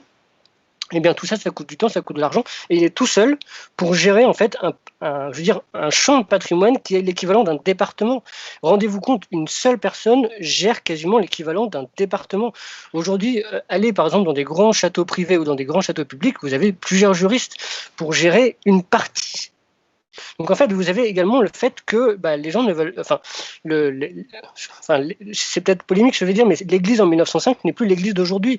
Les capitaux qu'elle possédait ne sont plus les capitaux qu'elle possède. Et c'est ce qui explique également le fait que vous avez de plus en plus de biens, en fait, notamment ecclésiastiques, qui sont commercialisés ou qui sont vendus, tout simplement parce que ni les communes ni les associations diocésaines n'ont les moyens de gérer les biens, de gérer leurs biens. Après, encore une fois, je soutiens, désolé, je vais revenir sur une thématique qui s'appelle la prévention. Moi, j'avais étudié beaucoup la prévention sur l'humidité. Vous avez des églises aujourd'hui en France qui sont... Exactement. J'avais compris humilité, c'est pour ça que je me suis dit, mince, excusez-moi, continuez. Non, c'est l'humidité. Et vous avez aujourd'hui des églises qui sont rongées par l'humidité, parce que l'humidité appelle la mousse qui détruit la structure des bâtiments et qui induit également la venue de champignons. Est-ce que vous savez comment est-ce qu'on peut mettre fin tout de suite à l'humidité de manière gratuite? J'allais dire théoriquement l'aération, principalement. Exactement. Exactement. Et en fait, aujourd'hui, vous avez aucune des collectivités, vous avez beaucoup de collectivités qui ne créent pas des appels d'air. Oui, ils laissent les églises. C'est gratuit. Il y en a qui... non, simplement, en fait, vous avez forcément des fenêtres. En fait, vous ouvrez 2 fenêtres, vous mettez des barreaux pour éviter qu'il y ait des gens qui se introduisent dans l'église. Ils font pas ça parce qu'ils ont peur que des gens s'y introduisent et le vandalisme, etc. Mais vous avez juste à mettre des barreaux. Et en fait, rien qu'en ouvrant en fait les églises, les fenêtres des églises, en fait, vous n'auriez quasiment plus des sinistres humidité. Or, c'est l'un des sinistres majeurs pour les biens mobiliers et immobiliers, ecclésiastiques. Et c'est pour ça que parfois, moi, ça fait 4 ans que je travaille sur le sujet, et je me dis qu'il y a quand même beaucoup de choses, on voit à la télé en fait beaucoup de choses, et quand on va dans la réalité, dans le concret, on se dit, mais il y a des choses gratuites qui existent et qui ne sont pas mises en place. Et donc, c'est pour ça que vous avez à la fois de l'incompétence, vous avez à la fois de la fainéantise, les gens ne veulent pas travailler, tout simplement, il faut le dire, je l'ai vu, et puis vous avez des calculs politiques qui font qu'aujourd'hui, vous avez une prise en compte du patrimoine qui n'est pas égale d'une commune à l'autre, et c'est pour ça que je tiens vraiment à souligner le fait que M. Jean-Marc Angebot protège son patrimoine, et pour moi, c'est une référence dans son domaine. On aurait presque envie de le rencontrer, cet homme-là. Écoutez, j'ai eu la chance de le rencontrer, j'ai eu la chance de travailler avec lui pendant 4 ans, et je peux vous dire que c'est une chance inouïe, et je suis vraiment, je trouve qu'il a du mérite. Quelle région exactement? Alors Angers, c'est le Maine-et-Loire. Ah, c'est Angers, j'avais pas fait attention que vous avez dit le lieu. Voilà, oui, c'est l'association. Maine-et-Loire, il y a peut-être des éléments intéressants au niveau du patrimoine à visiter. Oui, vous savez que c'est l'Ouest, donc c'est l'Ouest, donc c'est plutôt une région ecclésiastique. D'accord. Non, je ne savais pas. Du coup, je l'apprends. Je pense que ça va arriver à notre pas troisième partie. Non. Mince. On a parlé de la succession déjà? Je couperai le morceau là. Alors, si vous vouliez en parler, mais sous quel angle? C'est au niveau de la fiscalité? Alors tout à fait. Donc en fait, ce qu'il faut vraiment comprendre, c'est alors là, du coup, on repart sur les assurances vie de manière beaucoup plus simple. Donc en fait, pourquoi alors il existe différentes motivations, excusez-moi, qui poussent les individus à souscrire, donc à signer un contrat d'assurance vie. Vous avez le fait de préparer sa retraite, par exemple, on l'a évoqué avec la question des retraites supplémentaires. Vous avez par exemple le fait de mettre son argent de côté de manière triviale pour préparer un projet comme un projet immobilier. Et puis vous avez la défiscalisation. Alors pourquoi est-ce qu'on parle de défiscalisation en assurance vie? C'est parce que de manière classique, sans assurance vie, vous avez une fiscalité en cas de succession. Ça s'appelle le droit des mutations, c'est-à-dire que quand une personne décède, les héritiers, et on parle bien d'héritiers et non de bénéficiaires, je ferai la différence tout à l'heure, les héritiers en fait perçoivent une partie de la succession, c'est-à-dire une partie des biens, des actifs, en fait, en gros des actifs, des biens qu'avait le défunt. Par contre, il y a toujours l'État prend sa petite part, c'est la fiscalité du droit des successions. L'assurance vie, en fait, elle déroge puisque vous avez une fiscalité à part entière. En fait, vous avez une fiscalité différente et vous avez ce qui s'appelle des abattements, c'est-à-dire que, par exemple, quand vous avez versé des cotisations avant 70 ans, vous ne payez pas d'impôt entre 0 et 152 500 euros. Voilà, de manière très classique, pourquoi est-ce qu'on parle de défiscalisation en assurance vie. On parle également de défiscalisation tout simplement parce que, on parle aussi de dérogation aux règles de succession, puisque vous pouvez entrer comme bénéficiaire n'importe qui. Je pourrais par exemple vous nommer bénéficiaire, alors que quand on parle d'héritage, sans testament, les héritiers, ce sont bien les personnes de la famille. Et c'est pour ça qu'on distingue héritiers et bénéficiaires, c'est parce que les bénéficiaires sont libres, alors que les héritiers sans testament, dans une succession sans testament, ils sont déjà prédéfinis Je par vais la loi. rajouter quelque Je sais chose. pas si... L'héritier, Allez-y. c'est dans le droit des successions, donc c'est légalement quand vous Moi, avez rien fait en théorie, et aussi quand vous pouvez avoir fait. Et le bénéficiaire, c'est Mhm. vraiment dans le droit de l'assurance, donc c'est quand vous avez rédigé votre contrat d'assurance et les personnes que vous avez désignées. Alors oui, et juste peut-être aussi Allez-y. un point, c'est que quand vous faites un test, il faut savoir vraiment que sur l'assurance vie, la nomination du bénéficiaire est libre et vous pouvez revenir sur votre décision à tout moment. Et comme elle est libre, vous pouvez aller voir votre assureur ou vous pouvez aller voir votre notaire. Vous pouvez déposer un testament chez votre notaire en indiquant que, par exemple, donc, mon assurance vie sera, enfin, le bénéficiaire de mon assurance vie sera Monsieur Breton, par exemple. Et si vous souhaitez, par la suite, 10 ans après, par exemple, changer votre bénéficiaire, vous pouvez le faire par tout moyen. Ce qui compte, c'est la dernière volonté. Et d'ailleurs, ça a été, dans mon livre, j'ai mis une jurisprudence où vous avez une personne qui avait été d'abord chez son notaire pour faire son testament, puis chez son assureur, et le juge a bien dit que la dernière volonté importait. Peu importe les moyens, la nomination du bénéficiaire est libre. Ce que je voulais par contre dire sur la question du notaire, c'est que ce qu'on se rend compte, c'est que malheureusement, vous avez une perte de la qualité des compétences des notaires et malheureusement une méconnaissance parfois de l'assurance vie chez les notaires. Et parfois, ils englobent dans la masse, dans le testament, ils englobent les assurances vie, les biens mobiliers, les biens immobiliers, etc. Ce qui fait que quand le juge regarde le testament, il dit la personne, la volonté de la personne, la volonté du défunt a été d'intégrer l'assurance vie dans sa masse successorale.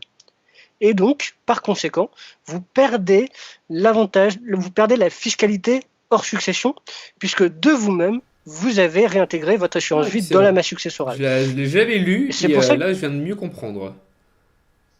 et c'est pour ça qu'il faut vraiment faire attention quand vous allez chez votre notaire. Soit faites 2 testaments différents, soit n'allez pas chez votre notaire. Ce serait triste quand même. Ça dépend pourquoi. Moi, j'ai travaillé en assurance. Quand j'étais en agence, j'ai travaillé avec des notaires sur des problèmes de succession, mais en dommage, en assurance dommage, excusez-moi, sur des habitations. Et je me suis rendu compte qu'il y avait beaucoup de problèmes. Et si les notaires avaient fait leur travail en amont, eh bien, on aurait évité tout un tas de, désolé de le dire, mais de paperasse inutile. Et il a fallu à chaque fois les courir derrière les notaires pour qu'ils réparent leurs bêtises. Donc, il y a des notaires qui font très bien leur travail et il y a des notaires qui font pas bien leur travail. Et malheureusement, c'est difficile de savoir avec lequel vous avez affaire. Donc, méfiance. Et si moi j'avais un conseil, c'est aller voir votre assureur, faites une rédaction, demandez en fait le modèle type de la clause bénéficiaire, inspirez-vous-en et puis discutez avec votre assureur et avec les services de gestion. On va venir Vous séparez comme à ça ce titre votre... 3 justement, où là, vous-même, vous expliquez comment rédiger un peu votre contrat d'assurance, en particulier la clause bénéficiaire. Et Voilà. là-dessus, on s'y perd sur le fond du sujet, c'est-à-dire que j'aimerais bien que vous fassiez le lien avec le début. Pourquoi, alors les gens prennent une assurance, oui, on a expliqué pourquoi les personnes privées prennent une assurance, mais quel est véritablement le gain vis-à-vis du patrimoine historique et pourquoi avoir fait une application pratique dans ce Oui. titre 3? Alors, pourquoi avoir fait une application pratique? Parce que moi, je suis un pragmatique et je pense que toute recherche doit aboutir à des réponses pratiques et pragmatiques. Je ne vois pas l'intérêt de faire des recherches pour faire des recherches et je pense qu'il faut être concret et proposer des choses. D'ailleurs, en 4 ans, j'ai proposé beaucoup de choses puisque j'ai proposé la rédaction d'un lot qui couvre les biens mobiliers sacrés. J'ai proposé la rédaction de cette clause bénéficiaire, ce qui, à mon sens, permet d'aboutir à quelque chose. Aujourd'hui, peut-être donner quelques chiffres. Enfin, non, n'hésitez pas à me demander des chiffres tout à l'heure, je vais vous en donner un et vous serez très surpris. Alors pourquoi est-ce que j'ai voulu faire une partie pratique? C'est parce que je pense que quand on a fait beaucoup de théorie aussi, il faut à un moment donné mettre les choses en place, il faut que les gens puissent s'emparer de ce que vous avez proposé et puissent le voir d'un point de vue concret. Comment est-ce qu'eux, ils peuvent faire quelque chose à leur échelle? Alors moi, j'ai proposé plusieurs mécanismes. Donc j'ai proposé par exemple le partage des intérêts. Donc là, en fait, c'est-à-dire qu'on a vu tout à l'heure que l'assurance vie générait des intérêts. Pourquoi ne pas partager une partie de ces intérêts? Moi, j'ai démontré que quand vous partagez une partie de ces intérêts, en fait, le montant de ces intérêts augmente. Pourquoi? Parce que en fait, vous allez bénéficier de la défiscalisation de vos dons. Et donc en fait, quand vous allez donner une partie de vos intérêts à une association diocésaine, à une association reconnue d'utilité publique pour aider le patrimoine historique, eh bien, 66% de ce don sera défiscalisé. Et Maintenant, donc, automatiquement, je vous remercie. oui, Parce que, alors, on a l'impression que c'est, alors je l'ai vu, j'ai l'impression qu'il y a eu un montage fiscal. Mais en fait, voilà, c'est juste que les intérêts que vous recevez de cette assurance vie, vous faites un don à côté. C'est pas un don particulier sur les intérêts. Enfin, c'est ça dans l'espèce, mais c'est pareil. En fait, si vous percevez tous les intérêts, vous faites un don ensuite, c'est la même chose. Il n'y a pas de montage à proprement parler.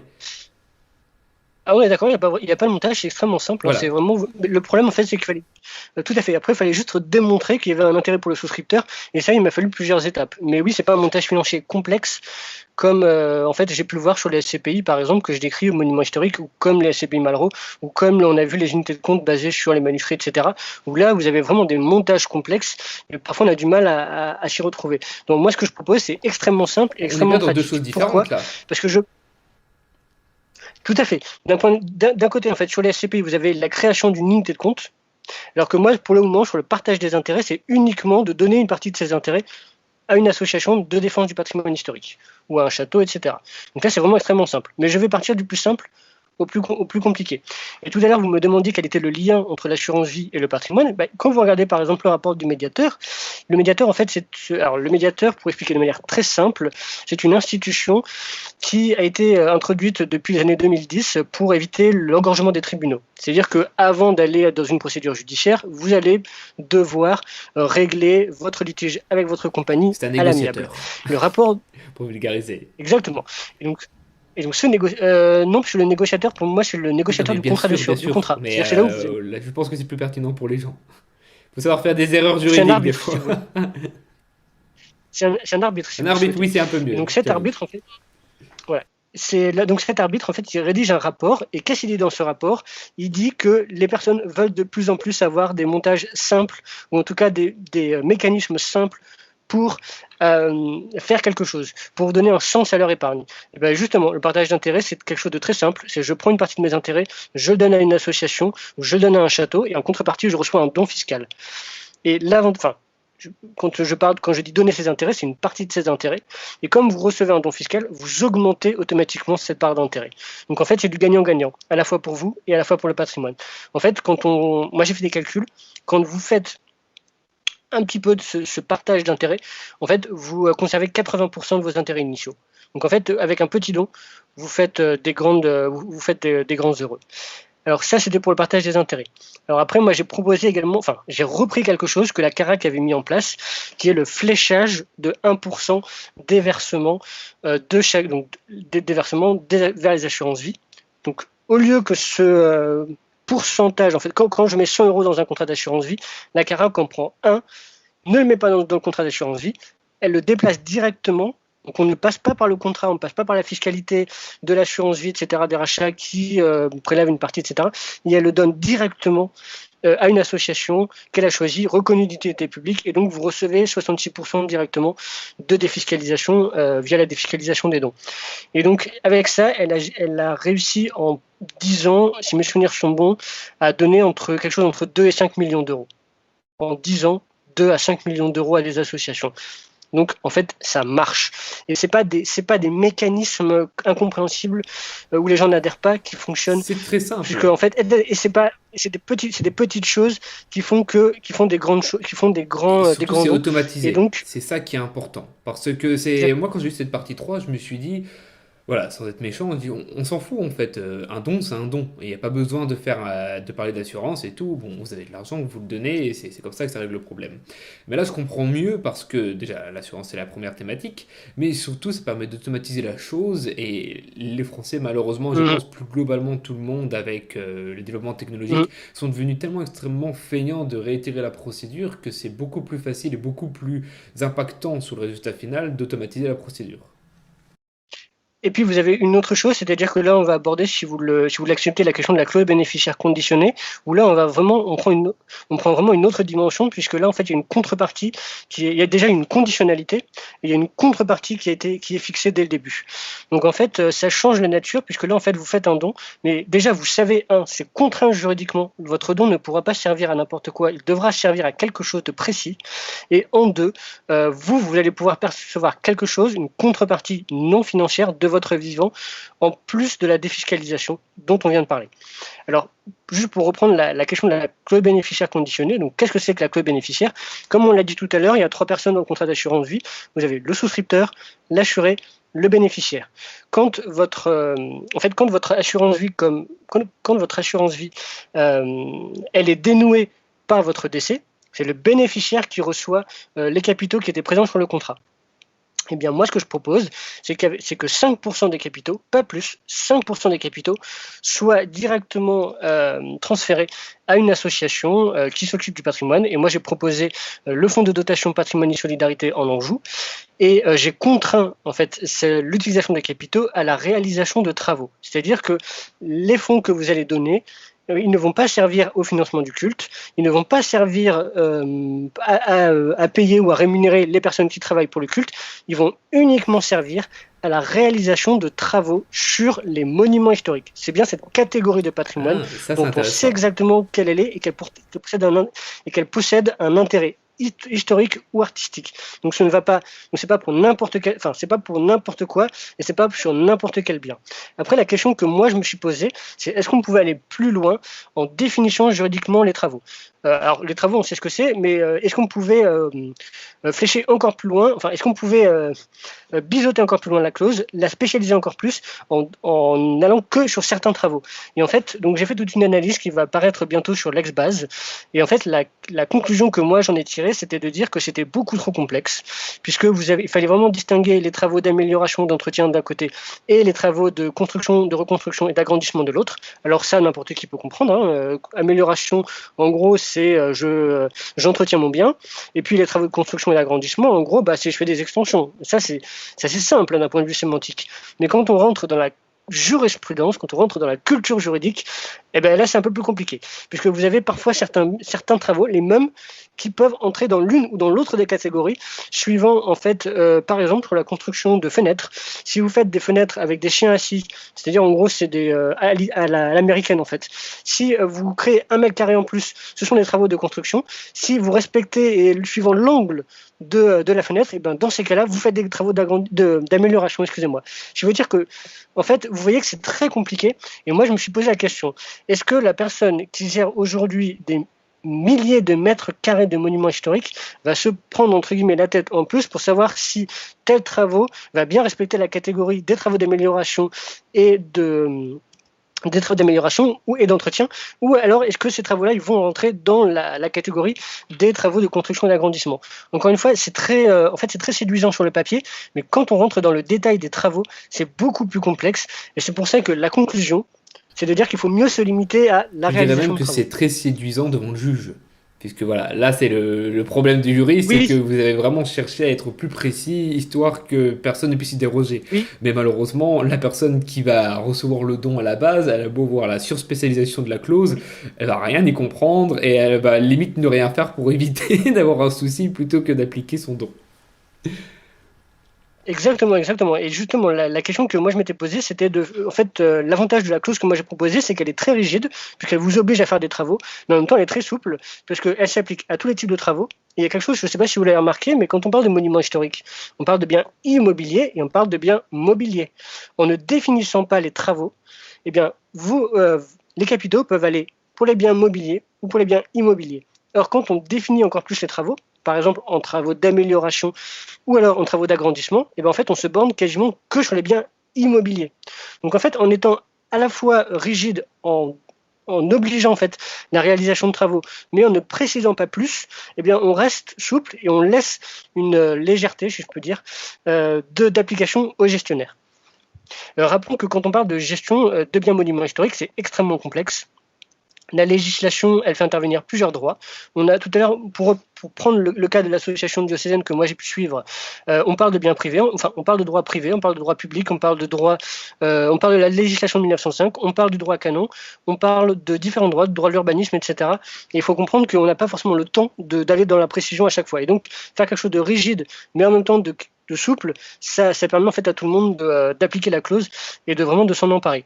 Sachant en plus que de ce que moi j'avais pu faire comme analyse sur le titre 1 et sur le titre 2, j'ai bien prévu le cas qui est complètement improbable, voire impossible juridiquement, voire impossible politiquement, de la suppression, ou de la disparition de ce fonds de dotation. Alors juste entre parenthèses, je vais reparler de M. Jean-Marc Angebot. Donc M. Jean-Marc Angebot, il a créé ce fonds de dotation qui est l'équivalent de la Fondation du patrimoine. D'accord. Pour l'association diocésaine d'Angers. Donc est-ce que ce fonds de dotation peut être amené à disparaître? Je ne sais pas. Mais en tout cas, c'était une possibilité d'un point de vue juridique que moi, en tant que juriste, je devais évoquer. Et c'est pour ça qu'en fait, on a prévu plusieurs bénéficiaires potentiels. Donc le fonds de dotation patrimoine et solidarité en Anjou. En deuxième rang, l'association diocésaine, si le fonds de dotation venait à disparaître, si l'association venait à disparaître. Et en dernier lieu, si plus aucune de ces deux institutions n'existait, du coup, les capitaux seraient intégralement rendus aux bénéficiaires en fait prévus dans la première partie de la clause. Ce sont les bénéficiaires classiques. Pour résumer, avec la clause bénéficiaire conditionnée, 95% de vos capitaux ils sont dispatchés aux bénéficiaires que vous souhaitez, comme si vous avez une clause classique, et uniquement 5% sont réservés à l'association diocésaine d'Angers, dans mon exemple, ou au fonds de dotation patrimoine et solidarité, encore une fois dans mon exemple, pour uniquement la réalisation de travaux, et pour des biens mobiliers et immobiliers. Et en fait, comme ça, vous êtes sécurisé. Oui, d'accord, donc c'est juste une pure application pratique que vous venez... J'ai attendu une autre réflexion, excusez-moi. Après, il faut savoir peut-être aussi une chose, c'est que quand on regarde la législation fiscale, quand on parle également de monuments historiques, il faut savoir que jusque dans les années 90-2000, on classait en intégralité. Maintenant, parfois, on classe que des façades. Donc là aussi, en fait, il faut faire vraiment très attention, parce que vous voyez, même quand on parle de monuments historiques, on a l'impression qu'on parle de châteaux, etc., etc. Et bien maintenant, on classe parfois que des façades ou que des escaliers. Oui, ça ne m'étonne pas, parce que souvent, le reste du bâtiment peut avoir été soit rénové, soit détruit. Devant l'exemple, vous savez que je suis pas loin, moi, de l'Allemagne et donc de la Lorraine, et le musée lorrain, il me semble, n'a plus que d'ancien la grande porte, qui doit sûrement être classée en patrimoine historique. Peut-être, j'ai pas été voir, mais je pense, vu à quel point elle est magnifique, et le reste du bâtiment ne doit pas l'être. Moi, je connais pas tout ce qu'est Alsace-Lorraine, mais moi, je connais plutôt la région des Ardennes et puis la région de l'Aisne, puisque j'ai de la famille par là-bas. Et effectivement, c'était détruit en partie c'était détruit. Mais aussi, on pourrait y revenir si vous souhaitez, peut-être petite parenthèse, puisque finalement, vous m'y invitez. Quand on regarde le patrimoine religieux, ce qui a détruit le patrimoine religieux, ce n'est ni la guerre 14-18, ni la guerre 39-45. Quand on regarde le patrimoine global, c'est la guerre de religion, puisque c'est là, en fait, où vous avez eu vraiment un arrêt en fait de l'expansion de la religion catholique, et vous avez eu vraiment des pertes, et également la Révolution française, puisque moi j'ai fait mes études à Caen, et vous avez cette très belle abbaye en fait, donc c'est abbaye aux Dames, où vous voyez en fait comme un U, et vous avez en fait toute une partie en fait qui devait faire un carré en fait pour un cloître, qui n'a pas été réalisé tout simplement parce que la Révolution est passée par là et a mis en fait là aussi un coup d'arrêt frontal à l'expansion catholique, et donc en fait au bien. Donc c'est pour ça que quand on parle de biens quand on parle de biens catholiques, ce qui a vraiment détruit le patrimoine, ce sont les guerres de religion et la Révolution. Après, quand on pense à la destruction par 14-18 et par 39-45, c'est uniquement sur des régions données. Et c'est vrai que la Normandie a été touchée par 39-45. On sait que certaines villes ont été rasées à plus de 80%, comme Le Havre. Et pour toute la partie de l'Aisne, on a des églises qui ont été détruites. Mais c'est pas la réalité nationale. C'est pour ça qu'il faut faire attention, encore une fois, à ne pas faire des amalgames, et tout à l'heure, ou en tout cas de ne pas faire de généralisation. Et tout à l'heure, vous parlez par exemple de l'église Saint-Joseph, on en parle beaucoup aujourd'hui, mais il faut vraiment ne pas oublier que ce n'est pas la réalité. Je voulais conclure cet entretien sur la marque Capucine Assurance que vous avez créée. Effectivement, pourquoi ne pas créer votre propre société d'assurance pour pouvoir justement, avec comme offre exclusive, cette redirection prévue directement dans les contrats ?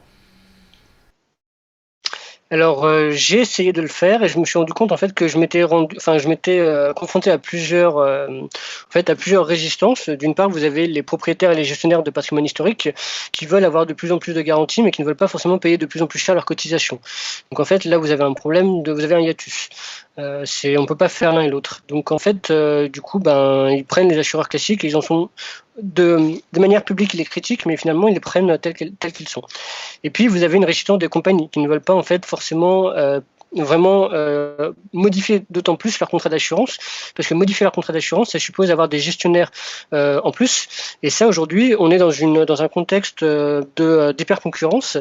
Et aujourd'hui, le temps en fait est plutôt à la fusion de tous les services plutôt qu'à la spécialisation des services.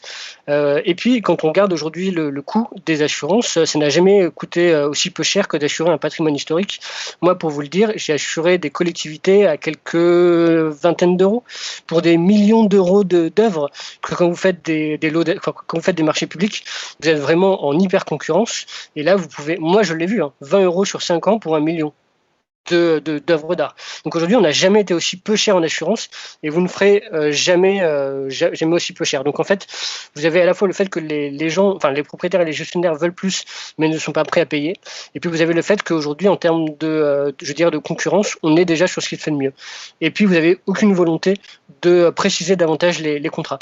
Regardez les contrats qui existent aujourd'hui, c'est pas le cas. On peut pas dire qu'ils couvrent réellement le risque Alors la monument seule historique. solution serait légale, il faudrait créer une loi pour obliger les assureurs à le faire. Alors oui, tout à fait, sur le modèle en fait de la protection juridique ou sur le modèle en fait de la renonciation, puisque comme vous l'avez vu en assurance vie, vous avez des modèles de renonciation.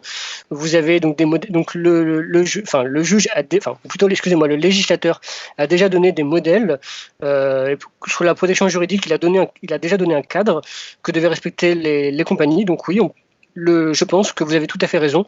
Sur le côté dommage, la seule solution, c'est que le législateur s'empare de la question et fasse un modèle, c'est-à-dire un cadre de garantie que les compagnies seraient obligées de commercialiser. Et puis, en matière d'assurance vie, moi, je pense que le législateur devrait vraiment entériner le fait que 50% des cotisations versées qui aideraient une cause, que ce soit le patrimoine historique, ce que moi je défends, ou l'environnement, ce que d'autres défendent, eh bien, puissent avoir de la défiscalisation, c'est-à-dire que, au même titre que des garanties comme aujourd'hui le PEP ou d'autres Ne contrats. leur donnez pas des idées avec l'environnement, ils seraient bien capables de faire ça sur des éoliennes. Écoutez, moi, vous savez qu'il y a une question qui se pose sur les éoliennes et les monuments historiques, et je trouve que c'est un faux débat, et je pense qu'aujourd'hui, il faut prendre tout, il faut mieux aller dans toutes les directions possibles pour faire quelque chose, parce que en fait, demander beaucoup à tout le monde, ça aboutira à rien. Si on demande peu à chacun, ça peut aboutir. Donc toutes les idées sont bonnes à prendre, toutes les astuces sont bonnes à prendre, et quand vous regardez mon livre, il fourmille d'idées. Parce que je pense que c'est une petite idée qui peut faire avancer les choses, et c'est pas les Tout à grands fait, pas. tout à fait. C'est surtout comment dire, le souscripteur qui peut le faire. Voilà, c'est ça. On peut soit obliger Exactement. l'assureur à le faire, mais vis-à-vis des solutions que vous proposez, c'est le souscripteur qui peut obliger l'assureur.